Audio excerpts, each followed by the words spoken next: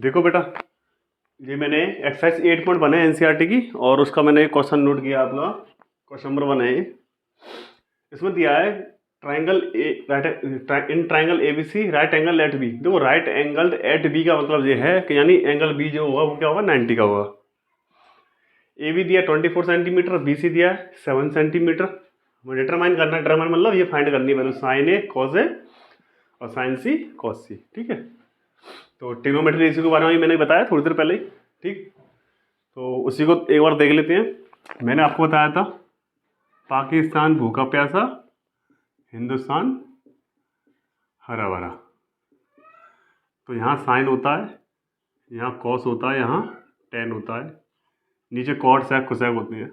वैसे इनकी जरूरत पड़ेगी नहीं क्योंकि यहाँ वैल्यू पूछी नहीं उन्होंने कॉस की और सेक की और सेक की और कॉट की। हमसे पूछिए साइन और कॉस की। तो साइन होगा परपेंडिकुलर अपॉन हाइपोटेनस और कॉस होगा बेस अपॉन हाइपोटेनस। ठीक, अब बाकी ये ट्रायंगल दिया था, सबसे पहले इस ट्रायंगल को बनाते हैं और देखते हैं कौन कौन से इसमें साइड्स दी हैं और कौन से नहीं दी है, और जो साइड नहीं दी है उसको हम फाइंड कर सकते हैं पाइथागोरस थ्योरम से, मैंने बताया था अभी। ठीक है, कैसे करेंगे देखो। तो एक ट्रायंगल है ए बी सी। अब मैंने बी यहाँ 90 पे क्यों लिखा है, क्योंकि यहाँ लिखा हुआ है बेटा राइट एंगल जो है वो 90 पर है, मतलब 90 का एंगल वो कौन सा है, बी है। तो इसका बड़ा ध्यान रखना आप, जिस पर दिया हुआ 90 एंगल उस एंगल को यहीं लिखना जहाँ पे 90 का। ठीक है, अगर ए पर 90 का देता तो बस ए को यहाँ लिखता, सी 90 देता तो सी यहाँ लिखता। ठीक है, बाकी जैसे बी 90 का दिया तो मैंने बी यहाँ लिखा 90 के पास, बाकी ए और सी है तो उनको इंटरचेंज कर सकते हो, यहाँ ए लिख दो, यहाँ सी लिख दो, यहाँ सी लिख दो, यहाँ ए लिख दो, उससे कोई फर्क नहीं पड़ेगा। ठीक है, आंसर सेम ही आएगा। अब ए बी गिवन है आपको 24, लिख दो 24 सेंटीमीटर। बी सी गिवन है 7 सेंटीमीटर, तो बी सी हो गया। अब बात आ रही है कि ए सी नहीं पता। ठीक है, अब लिखेंगे using Pythagoras theorem in right angle triangle A B C. लिखो यार solution using Pythagoras theorem in right angle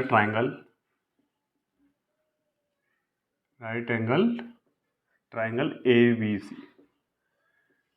using Pythagoras theorem in right angle triangle A B C. तो मैंने क्या बताई थी बेटा पाइथागोरस थ्योरम, मैंने आपको बताया था पाइथागोरस थ्योरम हमने बताई थी आपको, क्या बताई थी कि लॉन्गेस्ट साइड का स्क्वायर यानी कि ए सी का स्क्वायर होगा बी सी का स्क्वायर प्लस ए बी का स्क्वायर। तो लिख दो लॉन्गेस्ट साइड है यहाँ ए सी, 90 का अपोजिट साइड ये होगी लॉन्गेस्ट साइड ए सी, तो ए सी का स्क्वायर इक्वल टू होगा B C square plus A B square, ये है आपका। ठीक है, तो ए सी तो पता नहीं है तो हम ऐसे लिखेंगे। ठीक है, फिर से समझ लो, बताता हूँ दोबारा से। पाइथागोरस थ्योरम क्या होती है, लॉन्गेस्ट साइड का स्क्वायर मतलब ए सी का स्क्वायर आएगा, बाकी ए बी का स्क्वायर पे बी सी स्क्वायर लिख लो या B C square plus A B square लिख लो, वो प्लस में इधर उधर हो जाएंगे तो उससे कोई फर्क नहीं पड़ेगा। तो ए सी का स्क्वायर इक्वल टू आ गया बी सी का स्क्वायर प्लस ए बी का स्क्वायर। तो ए बी मुझे मालूम है 24, बी सी मुझे पता है 7, तो 24 का स्क्वायर क्या होता है बेटा 576 और 7 का स्क्वायर 49। ऐड करो बेटा इन्हें, 9 और 6 15 हो जाएगा, 9 और 6 15 और कैरी हुआ उधर तो ये 12 हो जाएगा फिर इधर, तो 625 आया कुल मिला के जी। तो अब स्क्वायर इधर से हटाएंगे तो बड़ा अंडर रूट में आ जाएगा। अब 625 का स्क्वायर रूट क्या होता है तो पता होना चाहिए 25 होता है, क्योंकि 25 का स्क्वायर 625 होता है। तो हमें ए सी पता चल गया 25 सेंटीमीटर। ठीक, अब मैंने बताया कि अगर साइड हमें ये पता चली गई है तो अब इससे हम किसी भी ट्रिग्नोमेट्री रेशियो की वैल्यू फाइंड कर सकते हैं। तो फर्स्ट पार्ट में निकालनी है आपको साइन ए और कॉस ए। तो यहाँ पे लिखेंगे हम पहला साइन ए। तो साइन ए क्या हो, परपेंडिकुलर अपॉन हाइपोटेनस। तो ए दे रहा, इसके अपोजिट साइड देखेंगे तो परपेंडिकुलर यही तो होगा। मैंने बताया था जिस एंगल को हमें देखना है उसके अपोजिट साइड परपेंडिकुलर होती है। ठीक है, और जब पी अपॉन एच कहाँ से आया तो देखो जरा साइन ये लिखा है, साइन पी अपॉन एच आएगा, तो वो लिख दिया परपेंडिकुलर अपॉन हाइपोटेनस। अब परपेंडिकुलर कितना होगा, तो परपेंडिकुलर देखो मैंने बताया था जिस एंगल को हमें देखना मालूम ए का देखना है, तो ए के अपोजिट जो साइड होगी, तो ए के अपोजिट कौन सी साइड है, ये है बी सी। तो ए के अपोजिट साइड कौन सी है, बी सी, यानी कि ये होगा। ठीक है, तो परपेंडिकुलर आपका हो गया BC, और हाइपोटेनस वो लॉन्गेस्ट साइड होती है, वो चेंज ही नहीं होती, तो लॉन्गेस्ट यहाँ AC है।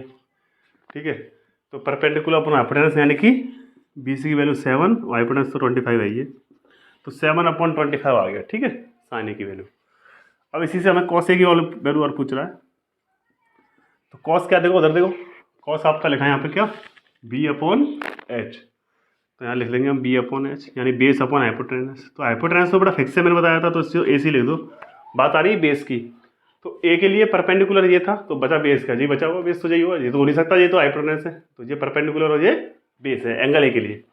तो बेस यहाँ पे कितना हो गया आपका AB, यानी आ जाएगा 24/25, ये कहानी। ठीक है, तो साइन और कॉस की वैल्यू आ गई। अगर हमें साइन C कॉस C की वैल्यू निकालनी हो तो देखो एंगल चेंज होगा, पर ये बेस चेंज हो जाएगा, परपेंडिकुलर बेस आपस में इंटरचेंज हो जाएंगे फिर। तो ये साइन C की वैल्यू निकालनी मान लो, तो साइन C अगर देखेंगे तो मान लो जी वाला एंगल देख रहे हैं, तो फिर परपेंडिकुलर बड़ा ये होगा, ये तो यही रहेगा, परपेंडिकुलर अपना हाइपोटेनस ही होता है साइन। लेकिन अब साइन C के लिए परपेंडिकुलर कौन सा हो जाएगा, ये हो जाएगा, यानी कि AB, और हाइपोटेनस तो फिक्स है बेटा, इसी रहेगा, तो 24/25 आएगा। ऐसे अगर कॉस C निकालेंगे तो रहेगा वही B/H, लेकिन अब जब ये C के लिए ये परपेंडिकुलर है तो बेस पर ये BC होगा। ठीक है, तो ये याद रखना बेटा, जिस एंगल के बारे में बात करें, देखो एंगल से फर्क पड़ रहा है, यहाँ पे A लिया था तो 7/25 आ रहा है, यहाँ C लिया है साइन में तो 24/25 आ रहा है। ठीक है, तो एंगल का विशेष ध्यान रखना, जिस एंगल को देखेंगे उसके अपोजिट साइड परपेंडिकुलर होगी, बस ये याद रखना। तो cos C देख रहे हैं हम, तो इसका अपोजिट साइड परपेंडिकुलर, तो फिर ये हुआ बेस BC, इसलिए 7/25 आएगा ये।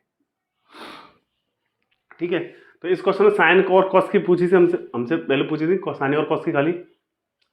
ठीक है, तो हमने निकाल ली साइन और कॉस की वैल्यू।